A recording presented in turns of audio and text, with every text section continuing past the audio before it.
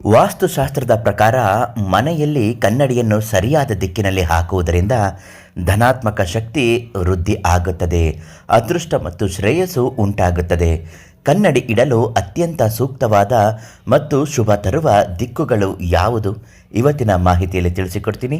ಅದೃಷ್ಟಧಾರೆ Facebook ಪೇಜನ್ನು ನೀವಿನ್ನೂ follow ಮಾಡ್ತಿಲ್ಲ ಅಂದರೆ ಮೊದಲು ನಮ್ಮ ಪೇಜನ್ನು ಫಾಲೋ ಮಾಡಿ. ನಿಮ್ಮ ಕಷ್ಟ, ದುಃಖ, ಸಮಸ್ಯೆ ಏನೇ ಇದ್ದರೂ ಶಾಶ್ವತವಾಗಿ ಪರಿಹಾರ ಆಗಬೇಕು ಅಂದರೆ ಈ ತಕ್ಷಣ ಪರಿಹಾರಕ್ಕಾಗಿ ನೀವು ಮಾಡಬೇಕಾಗಿರುವ ಕೆಲಸ ಒಂದೇ ಒಂದು. ಅದು ನಮ್ಮ ಗುರುಗಳು ಪಂಡಿತ್ ಗುರುರಾಜನ್ ಗುರುಗಳಿಗೆ ಒಂದು ಫೋನ್ ಮಾಡಿ. ವಂಶ ಪಾರಂಪರಿಕವಾಗಿ ತಂದೆ, ತಾತ, ಮಕ್ಕಳು, ಮೊಮ್ಮಕ್ಕಳು ಎಲ್ಲರೂ ಜ್ಯೋತಿಷ್ಯ ಶಾಸ್ತ್ರದಲ್ಲಿ ಅಗ್ರಗಣ್ಯ ಪ್ರವೀಣರಾಗಿ ನಿಮ್ಮ ಮನುಷ್ಯನ ಜೀವನದ ಪ್ರತಿಯೊಂದು ಕಷ್ಟಗಳನ್ನು ತುಂಬ ಚೆನ್ನಾಗಿ ಬಗೆಹರಿಸುತ್ತಾರೆ. ಎಷ್ಟೋ ಜನರು ಇವರಿಂದ ನೆಮ್ಮದಿಯನ್ನು ಕಂಡಿದ್ದಾರೆ. ಗುರುಗಳು ತಿಳಿಸಿರುವ ಹಾಗೆ ಕನ್ನಡಿ ಇಡಲು ಅತ್ಯಂತ ಸೂಕ್ತವಾದ ಮತ್ತು ಶುಭ ತರುವ ದಿಕ್ಕುಗಳು ಯಾವುದು? ಮೊದಲನೇದಾಗಿ ಪೂರ್ವ ದಿಕ್ಕು. ಈ ದಿಕ್ಕಿನ ಗೋಡೆಯಲ್ಲಿ ಹಾಕುವುದರಿಂದ ಅತ್ಯಂತ ಶ್ರೇಷ್ಠ. ಇದು ಮನೆಗೆ ಯಶಸ್ಸು, ಕೀರ್ತಿ ಮತ್ತು ಹೊಸ ಅವಕಾಶಗಳು ತರುತ್ತದೆ. ಉತ್ತರ ದಿಕ್ಕು ತುಂಬನೇ ಪವಿತ್ರವಾದದ್ದು.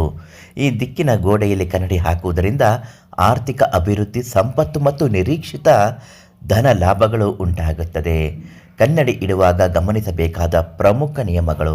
ಮುಖ ನೋಡುವಾಗ ನೀವು ಕನ್ನಡಿಯಲ್ಲಿ ಮುಖ ನೋಡುವಾಗ ನಿಮ್ಮ ಮುಖ ಪೂರ್ವ ಅಥವಾ ಉತ್ತರ ದಿಕ್ಕಿಗೆ ಮುಖ ಮಾಡಿರುವಂತೆ ಇರಬೇಕು. ಇದರ ಆಕಾರ ಹೇಗಿರಬೇಕು ಗುರುಗಳೇ ಅಂದರೆ ಚೌಕ ಅಥವಾ ರೆಕ್ಟ್ಯಾಂಗಲ್ ಶೇಪ್ನಲ್ಲಿ ಕನ್ನಡಿಗಳು ಅತ್ಯಂತ ಶುಭವಾಗುತ್ತದೆ. ವೃತ್ತಾಕಾರ ಅಥವಾ ಅಸ್ಪರ್ಶವಾದ ಇರ್ರೆಗ್ಯುಲರ್ ಶೇಪ್ ಆಕಾರದಲ್ಲಿ ಕನ್ನಡಿಗಳು ಸಾಧ್ಯವಾದಷ್ಟು ನೀವು ಅವಾಯ್ಡ್ ಮಾಡುವುದು ಒಳ್ಳೆಯದು. ಕನ್ನಡಿ ಯಾವಾಗಲೂ ಶುಭ್ರವಾಗಿರಬೇಕು. ಅದರಲ್ಲಿ ಯಾವುದೇ ಬಿರುಕು ಅಥವಾ ಮುಸುಕಾದ ಗುರುತುಗಳು ಇರಬಾರದು. ಬಿರುಕು ಬಿಟ್ಟ ಕನ್ನಡಿಯನ್ನು ಇಡುವುದು ವಾಸ್ತುಶಾಸ್ತ್ರಕ್ಕೆ ದೋಷಗಳು ಉಂಟಾಗುತ್ತದೆ.